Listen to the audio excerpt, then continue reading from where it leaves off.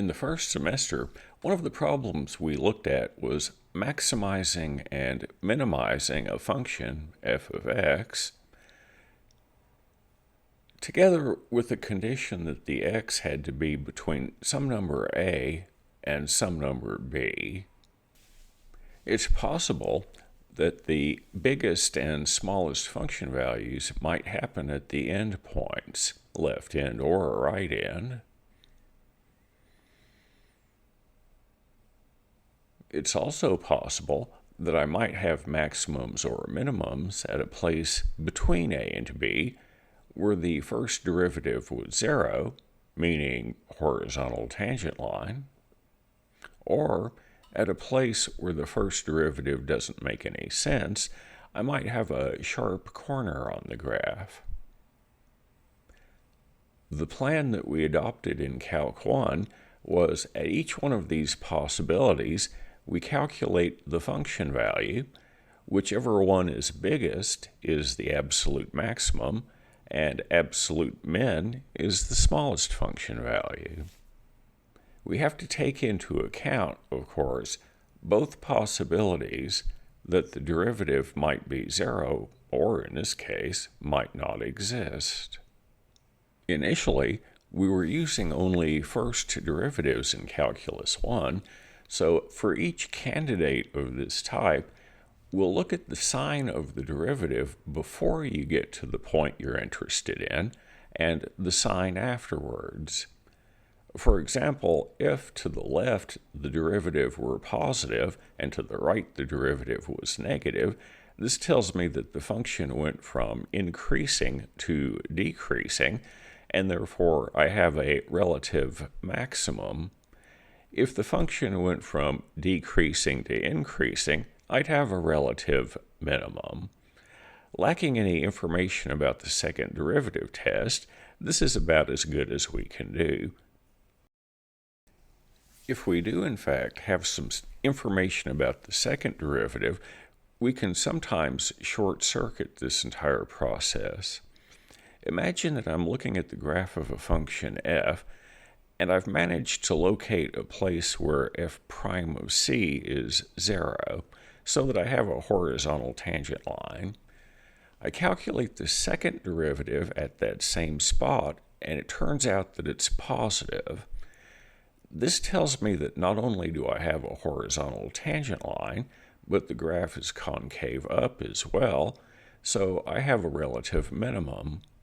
On the other hand, if the second derivative had come up negative, I would have a horizontal tangent line with the graph concave down, meaning I have a relative maximum at x equals c. If both the first and second derivatives come up 0 at x equals c, though, there are examples of that where you have a maximum, a minimum, or a saddle point. So if that situation came up, the second derivative test tells you nothing. Now let's look at the situation where we have a function of two independent variables. I'm going to be at a point x equal a, y equal b of the xy plane, and I want to think about how I could have a relative minimum or a relative maximum function value at such a spot.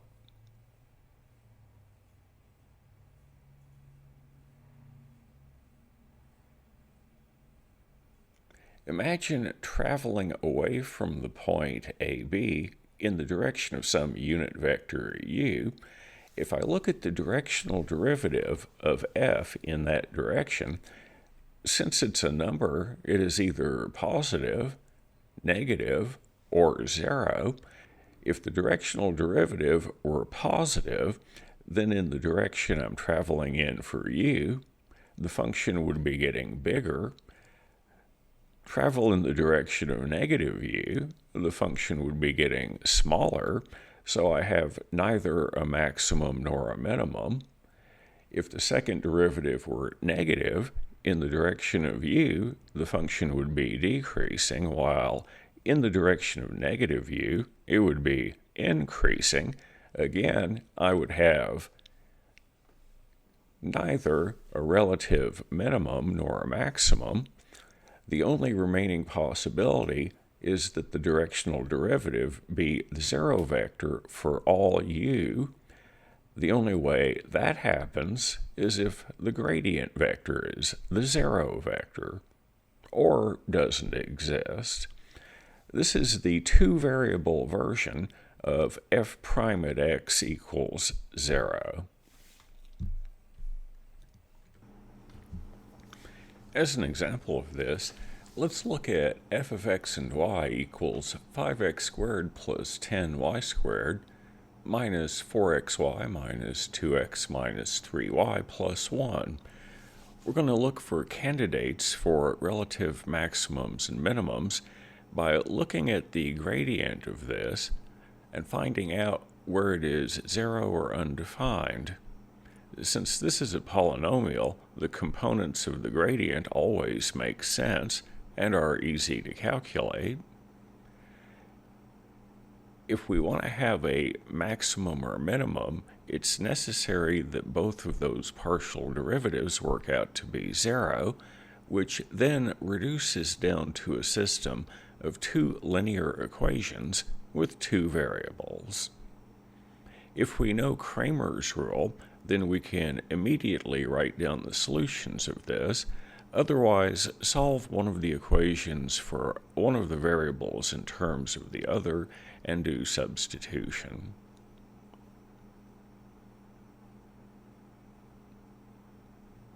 I have to make sure that the variables are in the same order, though, in both equations.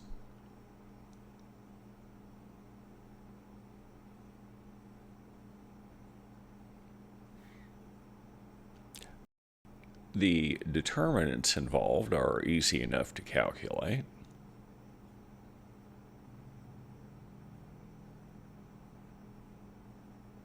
The determinants on top are the same as the determinants on the bottom, except depending on whether it's x or y that we're finding, we replace a column with the column of right-hand sides. X works out to be 52 divided by 384, y 38 divided by 384. There is only one candidate point where I might have a relative maximum or minimum. At this stage, though, we don't know how to determine this. As a more complicated example, let's let f of x and y be cosine of x squared plus y squared. Because of the trig function, this is not quadratic. The partial derivatives won't be linear, so this will be considerably more complicated than the first one. Thinking of x as being the variable, then thinking of y as being the variable, the partial derivatives are not difficult to get. If I'm to have a relative maximum or minimum, the gradient vector must be the zero vector, meaning both of these partial derivatives must be 0. The negative sign and the factor of 2 are irrelevant, so I will get rid of those in a moment. It develops that x times sine of x squared plus y squared must be 0. Also, y times sine x squared plus y squared must be 0. To figure out what's going on, it's easiest to focus on the sine of x squared plus y squared. That number is either different from 0 or it is equal to 0.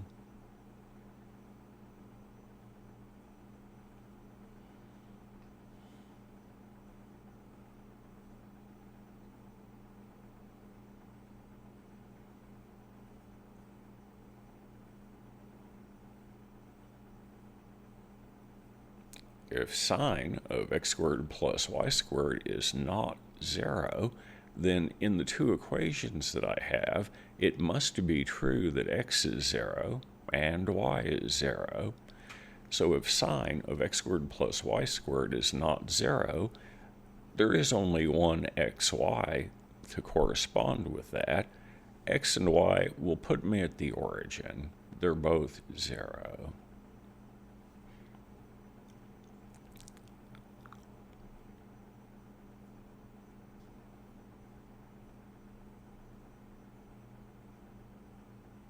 On the other hand, what does it mean if sine of x squared plus y squared is 0? The sine is 0 only when its input is a whole number times pi.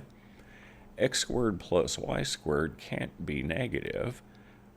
0 times pi would give me the point that I already know. So I must have x squared plus y squared equal pi times a whole number. And in fact, that whole number must be positive. It must be 1 or 2 or 3 or so on.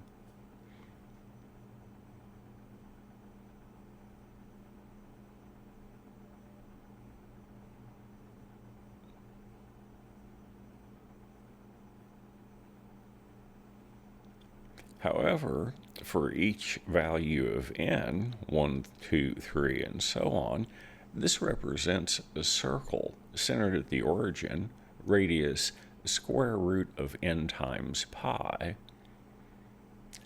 This means I'm going to have many, many more candidates for maximum and minimum points, and they can be classified into belonging to a group of they can be characterized by belonging to They can be characterized by being in a collection of circles centered at the origin of various radii. Concentric. I don't know why it was so hard to say concentric. Looking at the graph is informative. The yellow color represents a large function value. The minimum function values are represented by black. As you can see, at the origin, I have a relative maximum.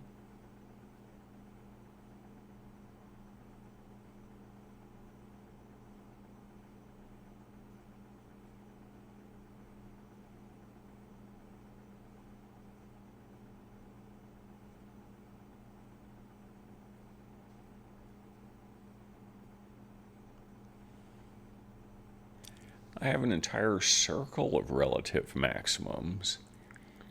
Also, if you look at the darker colors, they seem to form a ring also.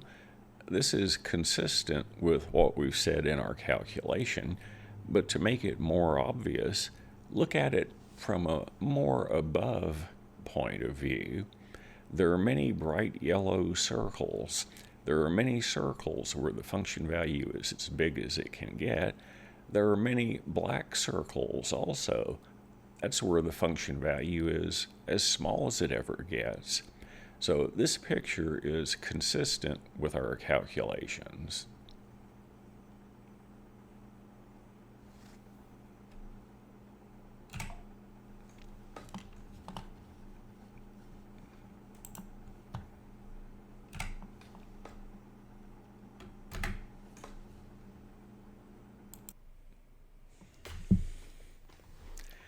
In the first semester, we had a situation where if we knew both the first and second derivative, we could sometimes figure some things out. On the graph of an ordinary function, if f prime at c were 0 and f double prime at c was positive, then we have a maximum, except we don't.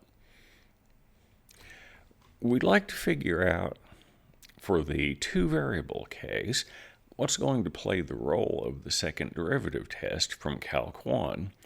There's good news and there's bad news. The good news is the procedure we're going to describe is completely mechanical. The bad news is that it works only when you have exactly two independent variables and no others.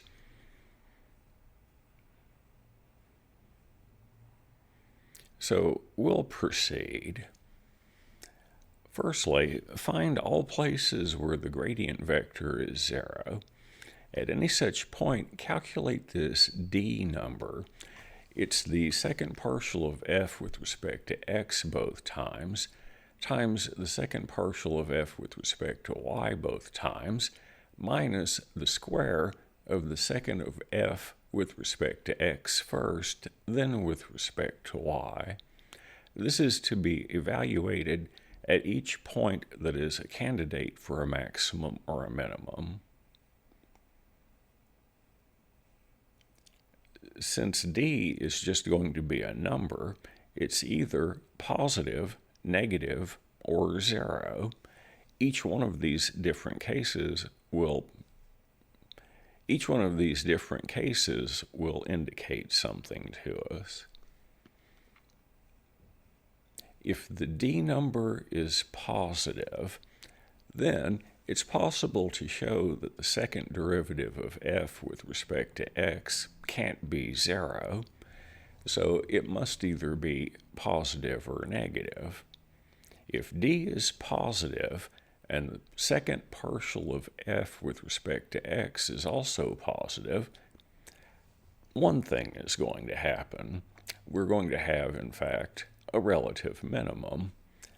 If d is positive and that second partial of f with respect to x is negative, we can also say something. If that happens, then we have a relative maximum.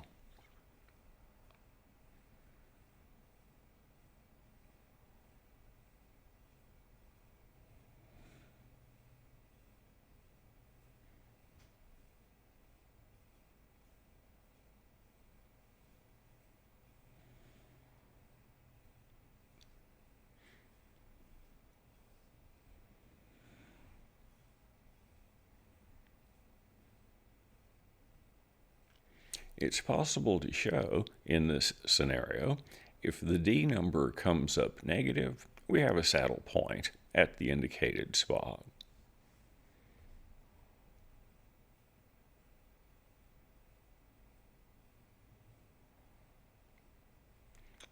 And if d equals 0, this is similar to what happened in the one variable case, when the first derivative comes up 0 and so does the second one. There are examples where you have minimums, maximums, or saddle points in that situation, so that would tell me nothing.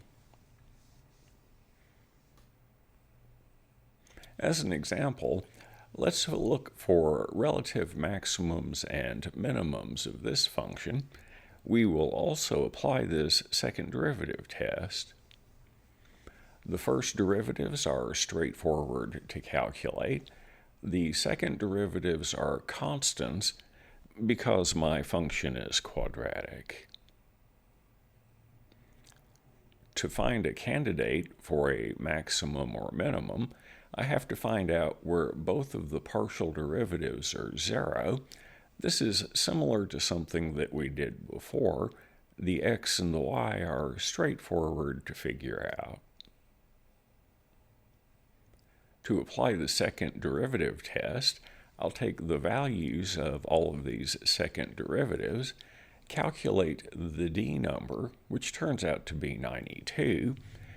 This is the case where I'm definitely either going to have a maximum or minimum, depending on what the sign of the second partial of f with respect to x is. In this case, that partial derivative is 8, which is positive.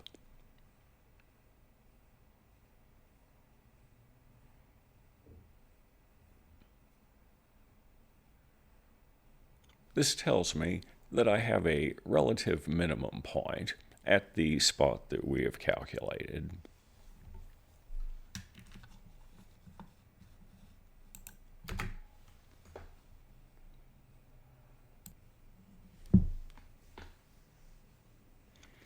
Let's return to the f of x and y equals cosine of x squared plus y squared function. We already know from our previous work what the two first-order partial derivatives are. In order to get the second derivatives, we'll have to differentiate again. Having done so, the d number calculation seems to be pretty bad. If you'll notice in the first term, though, I can factor a -2 out of both of those terms inside the parentheses. I can do the same for the second one, so I can pull a factor of 4 completely out of those first two terms. Also, I can lose the negative signs inside that first pair of large parentheses. This will make the calculation somewhat easier.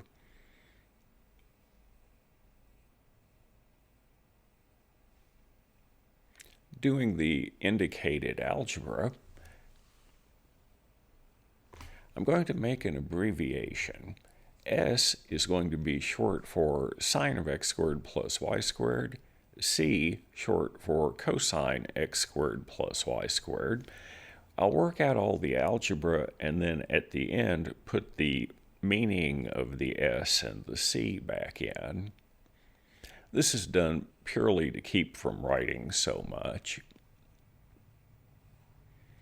Do the algebra.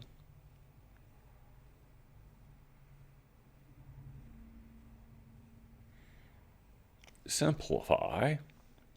Notice that both terms have a 4 and an S, so I can factor that out front. And now I remember what the S and the C were abbreviations for. You'll remember we had two different categories of candidates. One of them was the origin. If x and y are both equal to 0, then sine x squared plus y squared is 0, meaning that the d number comes up 0. This means that the second derivative test fails at the origin.